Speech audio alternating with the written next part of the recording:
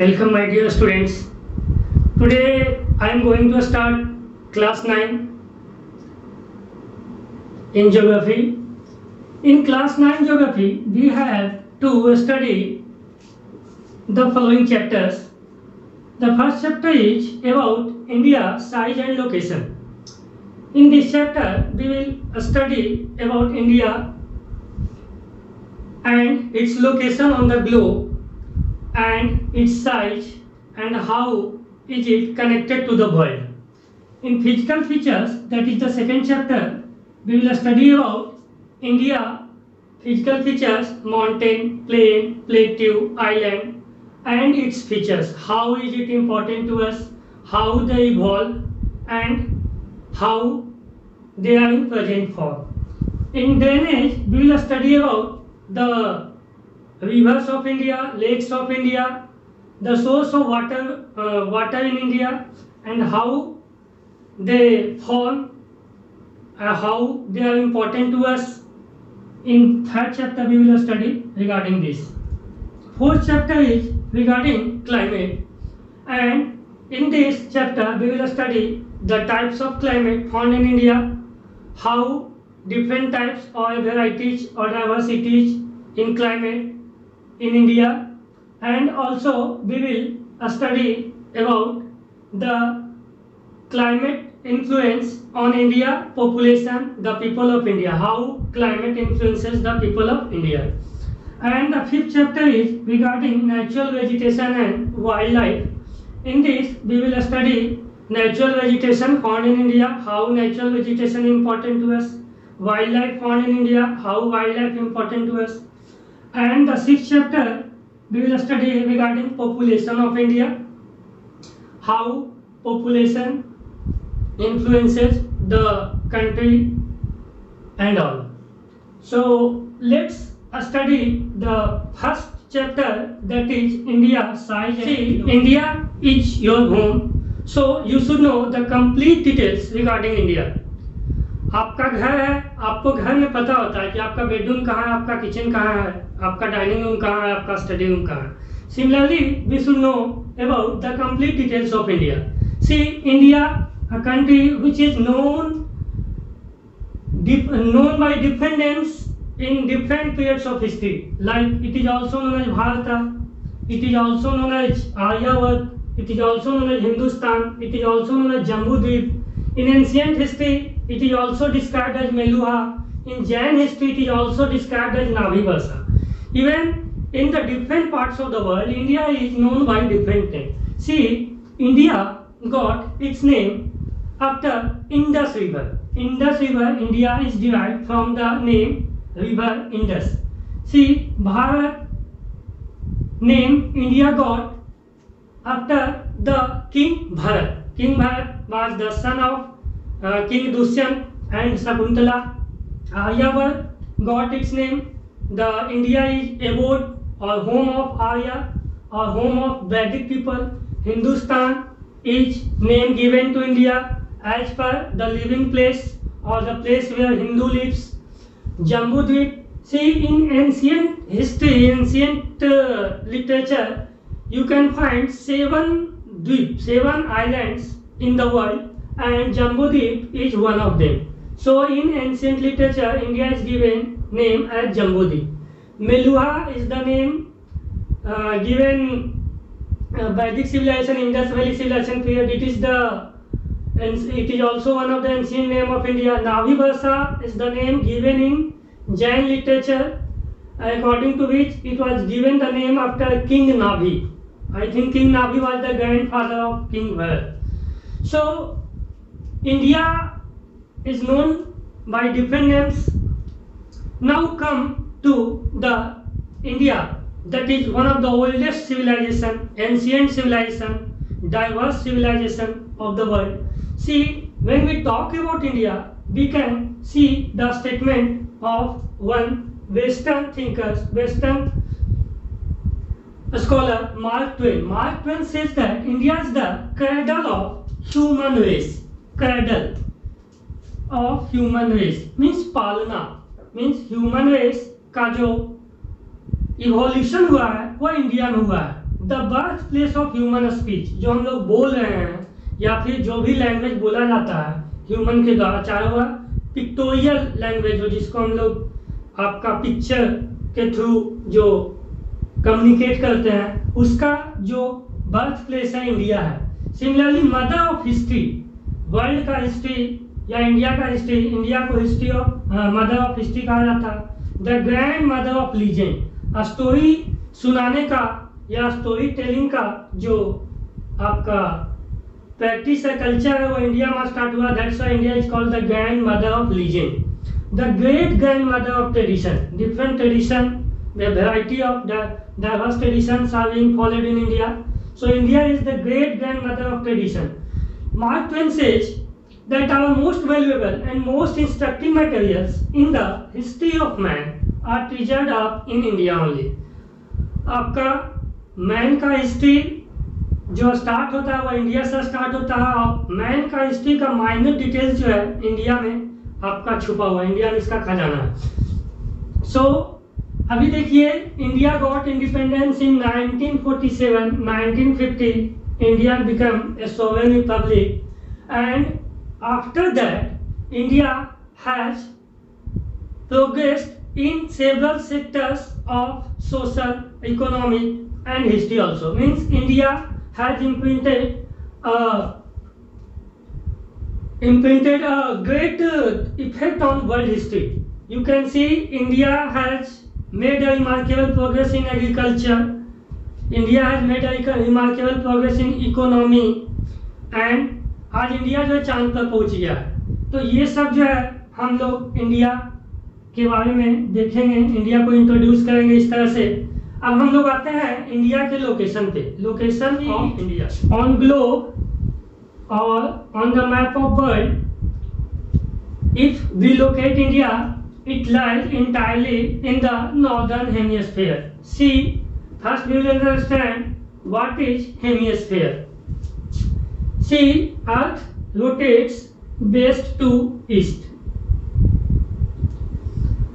West to east rotate करता है, तो इसको कोई भी प्लेस को लोकेट करने के लिए ग्लोब पर हमको एक पॉइंट ऑफ रेफरेंस चाहिए।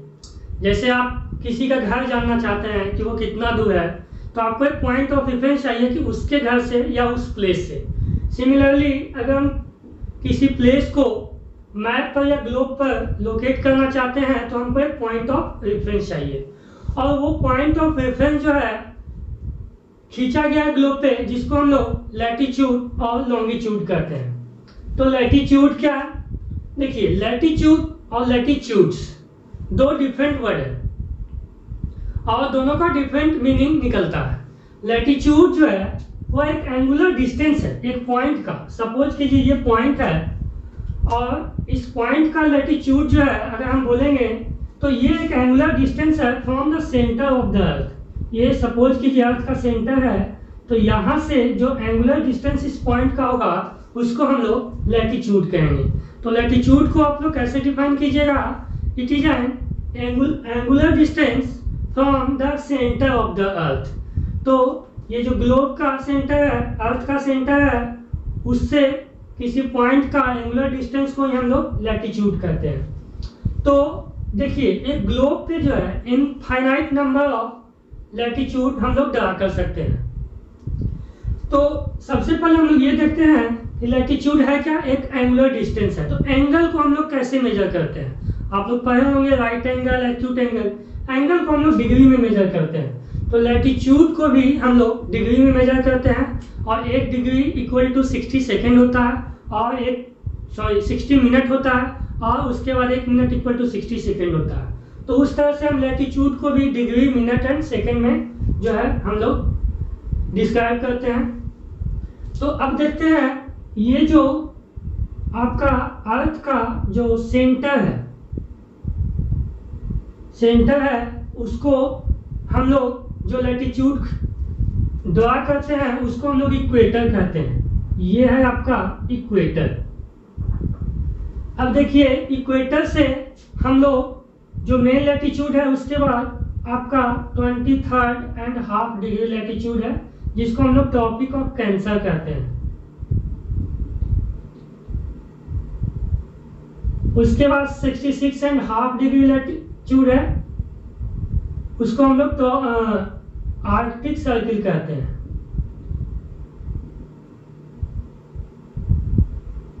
उसके बाद 23.5 डिग्री नीचे भी आएगा। ये जो मेन लैटिट्यूड हम बता रहे हैं ये आपका ट्रॉपिक ऑफ कैप्रिकॉर्न है। उसके बाद 66.5 डिग्री लैटिट्यूड है, इसको हम लोग आपका अंटार्कटिक सर्किल कहते हैं।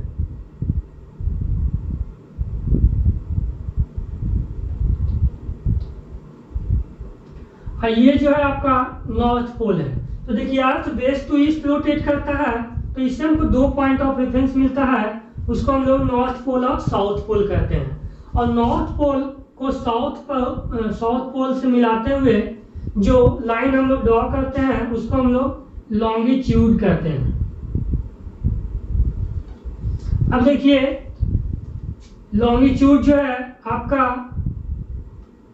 हमेशा दोनों पोल को मिलाते हुए खींचा जाता है, ड्रॉ किया जाता है। ये आपका लॉन्गिट्यूड है जिसमें हम लोग दोनों पोल को मिलाते हुए खींचेंगे। अब हम लोग इसमें कुछ इंपॉर्टेंट पॉइंट समझते हैं कि ये जो है 0 डिग्री है, और 0 डिग्री से हम जैसे जैसे ऊपर जाएंगे है ना, उसको हम लोग नॉर्थ कहेंगे। तो ये जो आपका टॉपिक ऑफ कैंसर है 23.5 डिग्री नॉर्थ लैटिट्यूड है। ये जो आपका आर्कटिक सर्किल है 67.5 डिग्री नॉर्थ लैटिट्यूड है। और ये जो 90 डिग्री है इसको हम लोग नॉर्थ लिखते हैं, इसको हम लोग नॉर्थ पोल कहते हैं। और ये जो है हम नीचे आएंगे तो साउथ लिखेंगे, 23.5 डिग्री साउथ जो है आपका टॉपिक ऑफ कैप्रिकॉर्न, उसको हम लोग 23.5 डिग्री साउथ लैटिट्यूड कहते हैं। अंटार्कटिक सर्किल जो है 66.5 डिग्री साउथ लैटिट्यूड है। और ये आपका 90 डिग्री साउथ जिसको हम लोग साउथ पोल कहेंगे। लॉन्गिट्यूड के बारे में हम आगे बताएंगे जब हम आपको टाइम बताने लगेंगे, उसके बारे में हम ग्रेटर एक्सप्लेन करेंगे। सबसे पहले हम इसको लैटिट्यूड को ठीक से देख लेते हैं। तो देखिए जो इक्वेटर है वो अर्थ को 2 बड़ा पार्ट में मतलब इक्वल पार्ट में डिवाइड करता है, जिसको हम लोग आपका जो अपर पार्ट है ये आपका 0 डिग्री से जो ऊपर का पार्ट हो गया उसको हम लोग नॉर्दर्न हेमिस्फीयर कहेंगे, और जो नीचे का पार्ट हो गया उसको हम लोग सदर्न हेमिस्फीयर कहेंगे। नॉर्दर्न हेमिस्फीयर है सदर्न हेमिस्फीयर। तो अब हम लोग इंडिया को ग्लोब पे देखते हैं। तो अगर आप मैप पे देखिएगा तो इंडिया जो है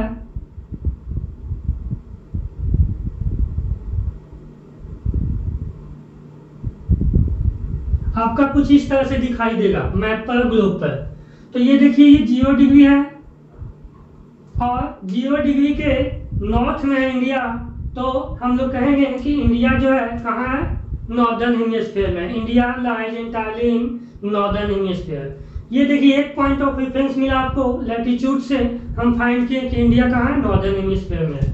अब देखिए ये नॉर्थ पोल है और साउथ पोल है, यहाँ से मिलाते हुए एक लाइन खींचते हैं जिसको हम लोग 0 डिग्री लॉन्गिट्यूड कहते हैं। हम बताएंगे आगे कि 0 डिग्री, क्योंकि देखिए लैटिट्यूड जो है आप देख रहे हैं कि जैसे जैसे हम नॉर्थ की ओर जाते हैं लैटिट्यूड का साइज छोटा होते जा रहा है, लेकिन लॉन्गिट्यूड का जो साइज है वह जहाँ से भी खींचेंगे उसका जो साइज है लगभग मीन्स इंटायर एक सर्किल रहता है। तो हम लोग 0 डिग्री किसको माने और इसी को क्यों माने, इसको हम लोग बाद में डिस्कस करते हैं। अभी ये मान लीजिए कि 0 डिग्री जिसको हम लोग GMT कहते हैं, ग्रीनविच मीन टाइम, ये लंदन से होके क्रॉस करता है आपका यूरोप से, यूके से। तो इसके जो ईस्ट में लॉन्गिट्यूड है उसको हम लोग ईस्ट कहते हैं। और ये जो है आपका पूरे ग्लोब को 2 हेमिस्फीयर में डिवाइड करता है, जिसको हम लोग ईस्टर्न हेमिस्फीयर और ये वेस्टर्न हेमिस्फीयर कहेंगे। तो देखिए इंडिया जो है अब समझ में आया होगा आपको कि इंडिया कहाँ है, आपका नॉर्दर्न एंड ईस्टर्न हेमिस्फीयर में है। तो इंडिया का लोकेशन अगर हम ग्लोब पे देखेंगे तो ये कहाँ मिलेगा हमको, नॉर्दर्न एंड ईस्टर्न हेमिस्फीयर। अब देखिए लैटिट्यूड का यहाँ पे हम डिस्कशन कर चुके हैं, तो एक बात और जान लेते हैं लैटिट्यूड जो है कैसे हमको इफेक्ट करता है। तो देखिए अर्थ जो है हम अभी बताए हैं वेस्ट टू ईस्ट रोटेट करता है। वेस्ट टू ईस्ट जब अर्थ रोटेट करता है तो सन का जो, ये देखिए यहाँ पे हम सपोज मान रहे हैं कि ये सन है, ये आपका सन है,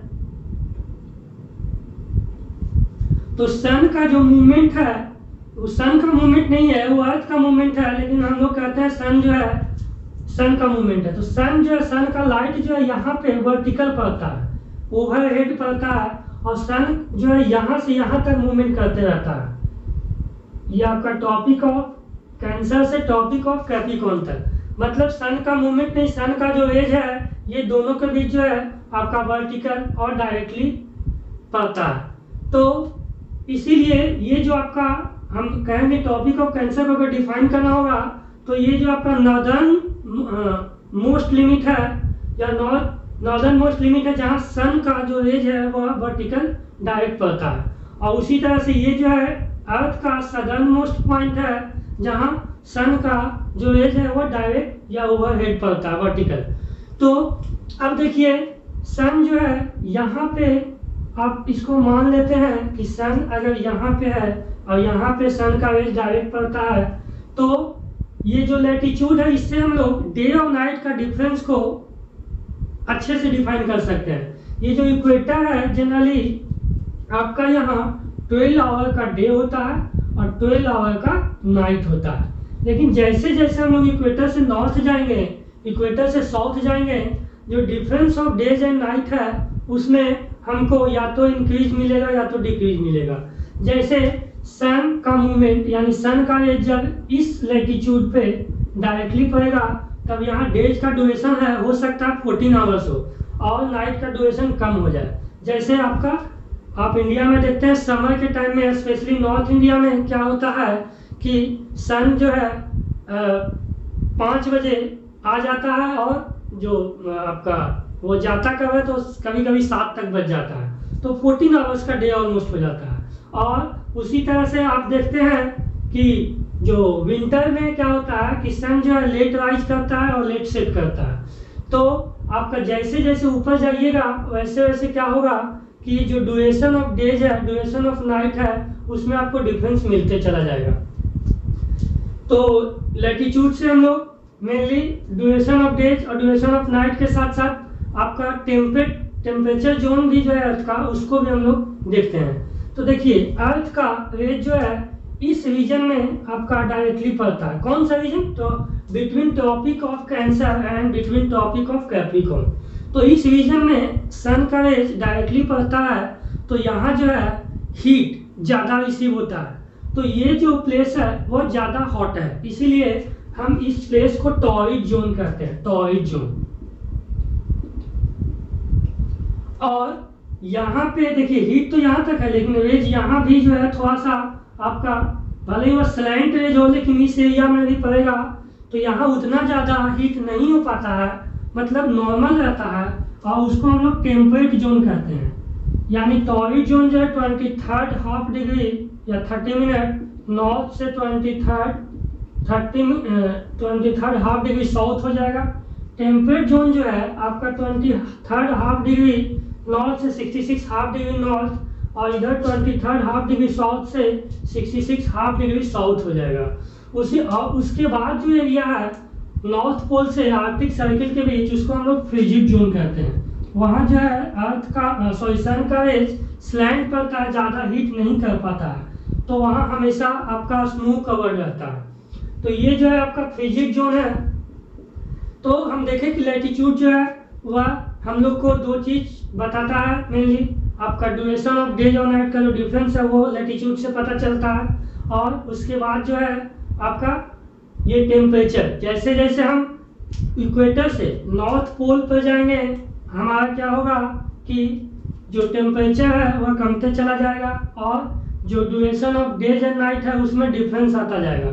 ये क्वेश्चन पूछा जाता है कि इंडिया का जो सदर्न मोस्ट पार्ट जो है इंडिया का मेनलैंड का वो कन्याकुमारी है, और आपका नॉर्थ का कोई भी सिटी ले लीजिए दिल्ली, तो आप देखते हैं कि कन्याकुमारी में डेज ऑफ डिफरेंस जो है लगभग नहीं देखने को मिलता है, मतलब डेज और नाइट का डिफरेंस जो है ड्यूरेशन सेम होता है।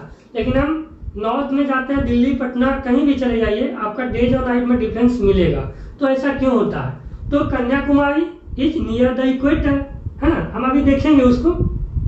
तो इसीलिए कन्याकुमारी में डेज और नाइट का जो ड्यूरेशन है उसमें डिफरेंस हम लोग फील नहीं कर पाते हैं। लेकिन जैसे जैसे हम लोग इससे नॉर्थ की ओर जाएंगे, डेज और नाइट के ड्यूरेशन में डिफरेंस मिलता जाएगा। तो अब हम लोग देख लिए कि ये लैटिट्यूड क्या है, हमको पॉइंट ऑफ रेफरेंस मिल गया। तो लैटिट्यूड को हम फिर से बता रहे हैं आपको कि लैटिट्यूड है एक एंगुलर डिस्टेंस कहाँ से, सेंटर ऑफ द अर्थ से। और जब हम लैटिट्यूड्स का बात करेंगे तो वह एक इमेजिनरी लाइन है जो ग्लोब पर वेस्ट टू ईस्ट जो है ड्रा किया गया है पॉइंट ऑफ रेफरेंस के लिए। लैटिट्यूड और लॉन्गिट्यूड को हम लोग ज्योग्राफिकल कोऑर्डिनेट्स बोलते हैं, जिससे हम ग्लोब पर किसी स्पेसिफिक पॉइंट को, स्पेसिफिक प्लेस को डिनोट करते हैं।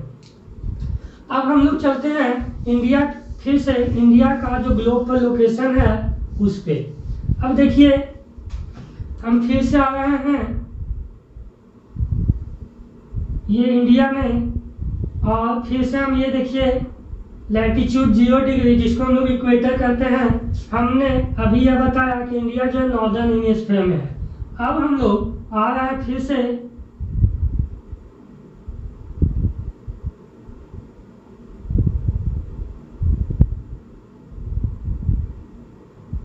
थोड़ा बड़ा है लेकिन अभी समझने के लिए सिर्फ जो है इसको समझिए। अब देखिए इंडिया के बीचों बीच से ये आपका ट्रॉपिक ऑफ कैंसर जो है पास करता है, जो इंडिया को लगभग 2 पार्ट में डिवाइड करता है। इंडिया के बीचों बीच से ट्रॉपिक ऑफ कैंसर पास करता है और इंडिया को 2 पार्ट में डिवाइड करता है। तो सबसे पहले हम इंडिया के लैटिट्यूड जो पॉइंट ऑफ रेफरेंस बताए थे उसको हम लोग जान लेते हैं। देखिए ये इक्वेटर है, इक्वेटर से थोड़ी सी दूर पे इंडिया है, थोड़ा सा दूर पे। तो जो आपका सदर्न मोस्ट पॉइंट है इंडिया का वह है 8 डिग्री 4 मिनट, और इसको अभी हम बताते हैं ये डिग्री 4 मिनट सिर्फ अभी याद रखिए। और ये जो नॉर्दर्न मोस्ट पॉइंट है इंडिया का वो 37 डिग्री 6 मिनट है। अब हम देखिए हम अभी बताएं आपको कि इक्वेटर से अगर नॉर्थ जो लैटिट्यूड रहेगा उसमें हम लोग इन लिखेंगे, नॉर्थ लिखेंगे। तो ये जो है नॉर्थ है और ये जो है क्या है, नॉर्थ है। इसको साउथ गलती से मत लिख दीजिएगा, ये जो है आपको कंफ्यूज कर सकता है कि अगर ये साउथ इंडिया है तो हम यहाँ पे साउथ लिखें, लेकिन यहाँ पे हम लैटिट्यूड का बात कर रहे हैं तो ये जो है आपका साउथ नहीं होगा, ये इक्वेटर के नॉर्थ में है, इसीलिए ये नॉर्थ लैटिट्यूड होगा। अब हम लोग देखते हैं कि लॉन्गिट्यूड में, तो लॉन्गिट्यूड जो है इंडिया का आपका ये वेस्टर्न मोस्ट पॉइंट है जिसका लॉन्गिट्यूड जो है 68 डिग्री 7 मिनट है। और ये जो है आपका eastern most point Arunachal Pradesh के पास है जिसका लॉन्गिट्यूड जो है 97 डिग्री 25 मिनट ईस्ट है। अब देखिए हम लोग को इंडिया का लैटिट्यूड मिल गया। ये देखिए मेन लाइन का हम बात किए हैं। इंडिया का जो सदर्न मोस्ट पॉइंट है वह इंदिरा पॉइंट है जो निकोबार आइलैंड में है, उसका लैटिट्यूड जो है शायद 6 डिग्री 45 मिनट है, आप कंफर्म कर लीजिएगा इंदिरा पॉइंट। तो ये आपका इंडिया का मेनलैंड का लैटिट्यूड मिला 8 degree 4 minute north to 37 degree 6 minute north, और लॉन्गिट्यूड मिला 68 डिग्री 7 मिनट। अब देखिए इसमें भी हम लोग ये देखिए इसको तो हम लोग ईस्ट लिखें, ईस्ट इंडिया में है, इसको हम लोग क्या लिखेंगे, तो इसको भी हम लोग ईस्ट लिखेंगे।